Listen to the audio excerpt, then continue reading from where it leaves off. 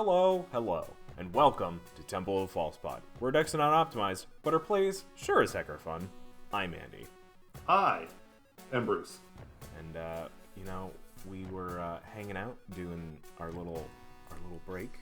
We got a 2-week break going on, so we decided many months back that we would do little vignettes in place of full episodes. So these episodes should be about 10, 15 minutes, if that. Yeah. We talk about a card that's on our mind, or a concept, or something bugging us about Magic, or something cool about Magic. This is where we talk about crap that isn't going to take 30 minutes. Yeah. just this intro is going to take 30 minutes. That's it. Oh, there we go. Yeah. So this week, Bruce brought a thing. I bring a thing next week. You see how it goes. So Bruce, what'd you bring? I brought a thing. So my thing for show and tell today is the Ozolith. Now, virtually everybody is going to know about the Ozolith, but I'm going to read it and go through it, and you can all take a look at it there, wherever it ends up being. The Ozolith only costs 1 mana. It's a legendary artifact, so you can only have one in play. It's fine. You don't really want more than one. I don't think they work well together if you have more than one. Probably not. That one of them will just go away. So it's a legendary artifact, and it says, whenever a creature you control leaves the battlefield, if it had counters on it, put those counters on the Ozolith. And then it says, at the beginning of combat on your next turn, if the Ozolith has counters on it, you may move all counters from the Ozolith onto target creature. And that's all counters. Yes. Cool. So, a couple things to keep in mind. Every single kind of counter on your creatures can go on the Ozolith when that creature leaves the battlefield. Now, this says leaves the battlefield, not dies. So, if you flicker it, the creature, then those counters, it still leaves the battlefield. The counters go on the Ozolith, and then then that creature comes back. So, if you've got a creature that says whenever it enters the battlefield with 4 +1/+1 counters. Well, congratulations! If whatever counters it had on it went onto the Ozolith, now your creature comes back. It has 4 more. It has 4 new counters. Great, good for you.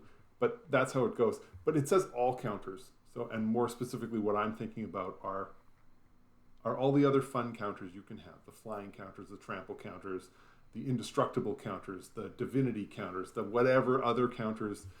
Whatever delightful counters that you have, that you are running in your deck, that you think, this would be awesome if it could be on a different creature. Well, now it can, because the Ozolith is here and here to help. The second half, though, at the beginning of combat on your turn, if the Ozolith has counters on it, you may move. So if you've put a creature out and you don't want to put the counters on it, you don't have to. However, you have to put all of the counters on the Ozolith onto a creature, not just some. So you don't get to pick and choose. You don't get to say, I want to put some creatures back on all these other ones. So if somebody wiped your board and you had 2 counters on every creature, if it gets to be your next combat step and you've got 3 creatures ready to swing and you want to spread the love amongst those creatures, you can't. You have to pick one. More importantly to me, though, is if the Ozolith had counters on it, you may move all counters from the Ozolith onto target creature. Meaning, it doesn't even have to be yours. Now, I'm trying to picture fun scenarios where I want to put those counters onto an opponent's creature. And I'm having kind of a hard time with it because, for the most part, the Ozolith, you have to move all the counters. So, if there was 1 or 2 +1/+1 counters on it, then yeah, maybe I want to put it onto one of my opponent's creatures. Just, a sign of goodwill. And maybe you're working with that player and they have a really awesome creature that's unblockable and you want to help make it bigger. Great. But realistically, when you're working with the Ozolith, you're thinking about those times when you've got at least 5 or, 25 counters on the Ozolith. You don't want to give that much power to one of your opponent's creatures, even if they pinky swear that they're not going to come after you. It's probably a little too much, but it's an option. It's out there. Yeah, absolutely. I think this really gels well, especially in the commander space with any of your Voltron commanders. Yeah. Because a lot of your Voltron commanders are going to rely, obviously, on equipment, but a lot of times on counters, even if it's just like a handful. And Right. to have to build that back up time and time again after playing your commander out multiple times, like, it's going to be a pain in the ass. So the Ozolith just kind of takes care of it for you. Right. And it's interesting because, like, I was one of the lucky ones. I got the Ozolith back when it was still cheap. So I have multiple copies of it, and I put it into decks where most people, where you look at it and you say, okay, well, that's only ever going to be fine. Like, I have a Marchesa deck. So a lot of times my creatures might have 2 counters on them. They rarely build up a huge pile of counters. But having the Ozolith sit there, it means that every one of my opponents knows that if I swing and you kill that creature, the tokens that are on it are going to go to the Ozolith. And it means that the next creature I put out, at the beginning of combat, it immediately gets those counters, which also means that with Queen Marchesa, it means it's going to bounce back. I'm going to lose the counters because it died. That's fine, because Marchesa just sees that there are counters on it when it dies. So it still works. So Marchesa will bring that creature back, and the counters will be sitting there waiting for the next combat when you can put the counters right back on. So it sort of helps create that loop. It's not really there to, load up any one creature with a pile of counters, but it also acts as a nice little deterrent. For sure. For folks who are looking at mass removal, because they know that the next combat, it is going to be one creature that has all of those counters. So it works pretty well that way. I think the hard thing with this is that obviously, it's a known entity. It's a card that people will start targeting as soon as they can. Which is also like a benefit, right? Like to have only to pay 1 for like to have a target over here is nice. Right. But it's also like hard to keep on the battlefield sometimes if you play in a meta that runs a lot of artifact destruction. Right. But I think where it gets interesting is if you're playing against, say, is it Sidisi, the -1/-1 counters? No. Hapatra. Right?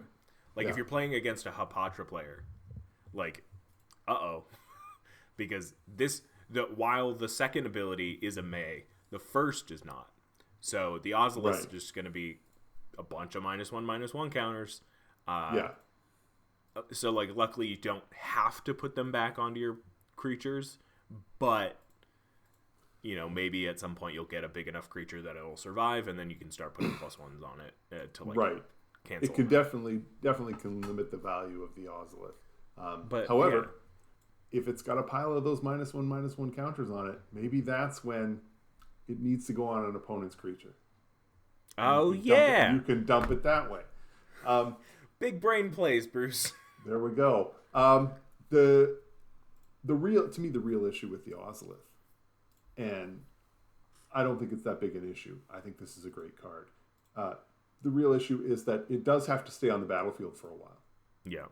So you get it out there, and then a creature dies, and then you're still waiting until the beginning of your combat to be able to put the counters on it. So if you are looking to use this effectively, then you're looking at ways to try and sacrifice some of your own creatures that have counters on them right before combat.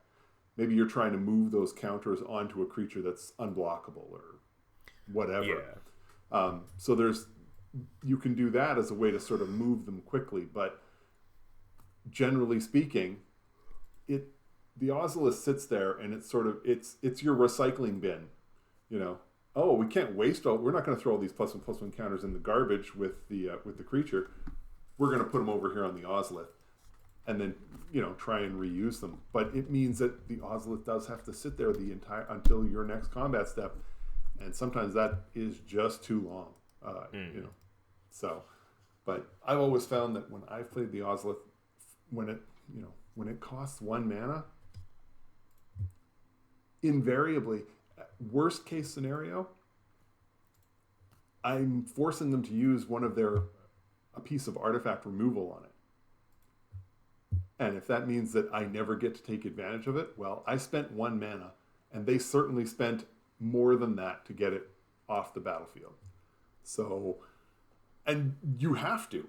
If your opponent is playing the Ozolith, then clearly they have intentions of piling a pile of tokens on it.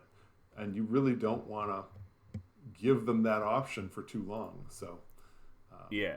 It's something to keep in, counters, but yeah. And I think, like, something I just thought of that I am surprised I hadn't thought of before is that you're, like, it's not, like, a lot of artifacts that you put counters on, they're, like, a specific type of counter, and then, like, when you activate it, it, like, changes the type of counter. So it's, like, put charge counters on it, and then tap it to remove a charge counter, to put a +1/+1 counter on it, on a creature type of thing. But this, it's like the actual counters. So you've got +1 counters, you've got lifelink counters, you've got death touch counters, you've got indestructible counters, all the things you were saying earlier, right? Right. Now, what if, and I just looked this up, there's 50-ish cards that do this. You animate the Ozolith, and then it's just got the counters on it. Amazing. just Ozolith into Cyberdrive Awakener, where now it's a 4/4 that flies with 20 +1/+1 counters on it. Right. Beautiful. Yeah. Now the Ozolith does everything. Yeah. Doesn't even need to wait. Doesn't even need to wait. Amazing. Yeah. Yeah. I have a lot of fun with the Ozolith. I mean, I think the standard that everybody knows is the what's the name of the card? The white enchantment puts +1 counter on every creature that you have in play every time. Yes. I mean, Cathar's Crusade, that's an obvious one. Yeah. A card that I have been enjoying seeing the Ozolith work with is Andy, we were just talking about before we started. All Will Be One? Oh, yes. All Will Be One. So All Will Be One is a red enchantment, and it says whenever a counter is put onto, I believe it's a creature you control. Whenever you put 1 or more counters on a permanent or player, All Will Be One deals that much damage. Oh my god. Yes. To target opponent, creature, or an opponent controls, or a planeswalker an opponent controls. Okay. Right. Whew. So now the Ozolith isn't really going to let you loop this, because it's at the beginning of combat when you take the tokens, when you take the counters off and put them onto a creature. So it happens once per each of your turns, not even on everybody's turn. But it hits. Yeah. It hits. And if you're running a deck that runs enough counters or is putting counters on all of these creatures, this can be a big hit. Yeah. Or, God forbid you're playing Persist, and you're just like sacking it end of turn, bringing it back, and then at combat putting it all on, and voila. Right. But yeah, so I mean, I have both of those cards in my Marchesa deck. They've yet to come out at the same time, but it's there. I have both of those cards also in my Buzzbark deck. And for those of you who haven't seen the deck, the whole point of Buzzbark is to put out a lot of token creatures. And then I get to stand up and drop dice down onto all of these creatures. And those dice then turn into +1/+1 counters equal to the face value of the die. Well, you can already picture how many points of damage happen just when I drop the dice. So, because if I'm dropping, 10 is a usual number. 10 dice, average face value is 3.5. So I'm doing 35 points of damage just dropping those dice. Now, if I get to drop the dice and somebody board wipes, all those 35 dice then go on top of the Ozolith. And now I only need to get one creature out to do 35 more points of damage. Andy, you've got that enchantment up, right? Mm-hmm. Okay. Do you pick the damage for each die, or do they all have to target one target? It's whenever you put one or more counters, you deal that much damage. So it's per instance of counters. Right. So when the Ozolith comes down. Right. It's once. Yeah. Sure. It's, you get to hit somebody for 35 rather than breaking it up against their... Like, the chances of them being at lower than 35 are high at this point in the game. But, wow. Wow. Yeah, so... and I appreciate that I'm describing, a little Christmas land here with a silver bordered card that isn't really even legal in the format. But you get what... the Ozolith can work very hard in some decks, and other decks it works. It's just a nice little deterrent. Honestly, 5 counters, 5 +1/+1 counters on the Ozolith just isn't that hard to get. And once it's there, you can add 5 power and toughness to any of your creatures. That's big. That is big. I mean, I've got mine in my because I only have one. Wish I bought more because I play a lot of counters decks. I've got mine in my Khazur and Ukima deck, where Ukima says when it leaves the battlefield, it deals X damage to target player, and you gain X life where it's its power. And I needed something where whenever I like flicker it, or it dies, or I bounce it, or whatever, however it leaves the battlefield, I need a way to like pump it back up because it's just a 2/2. And so like the Ozolith really came in clutch there, as long as it stays. Right. But so yeah. But anyways, I just wanted to talk about the Ozolith. Really hope that there's a reprint out there because as we're talking, this card sits around just under $40. 40, yeah. That's a huge hit, and I appreciate that. Yeah. So I'm really hoping we see another significant reprint this year and drive this price down a little bit. So because everybody should get a chance to play with this card. We had a reprint in the Tales of Middle-earth Commander. I don't know if it was the set or if it was in one of the decks. If you know, put it in the comments below. Yeah. Or maybe it was just during the holiday bundle or whatever, but I don't know. Let us know. Yeah. Anything else? That was really all I had. Yeah, it was solid. A quick one. Yeah, it was fun. Love talking about the Ozolith. If you want to hear more about the Ozolith, let us know. But otherwise, come back next week where I talk about one of my favorite artifacts. Surprise! That'll be a hint, I guess. A terrible hint because no one can guess it. But we'll be back next week with a nice little short vignette again. So stick around. We're Temple of False Pod. We're excellent unoptimized, but our plays sure as heck are fun. I'm Andy. I'm Bruce. Thank you so much for listening. Thank you so much for watching if you're on YouTube, which if you are, make sure you press that subscribe button. Yeah. I hope that you have a great night. Play some Magic for me. And may your 5th land be the Temple. Bye! Wait. Before you go, just wanted to say thank you for listening. You can reach out to us via email at falsepodmtg@gmail.com or in Blue Sky @falsepodmtg. Bruce is @manaburned, and I'm @Andy Weekend, though you'll definitely notice I use the podcast Twitter far more often. Now that we've got you here, make sure you subscribe, like, rate us on whatever podcast platform you use. It helps us out. It gets us more reach. Subscribe to us on our YouTube channel. Like a video there. Leave some comments for more casual enjoyment. Thank you so much for listening. We'll be back with some more timeless discussions about all things casual. So come hang out, and may your 5th land be the Temple. Bye-bye. Should I do my best, Bruce? Bye!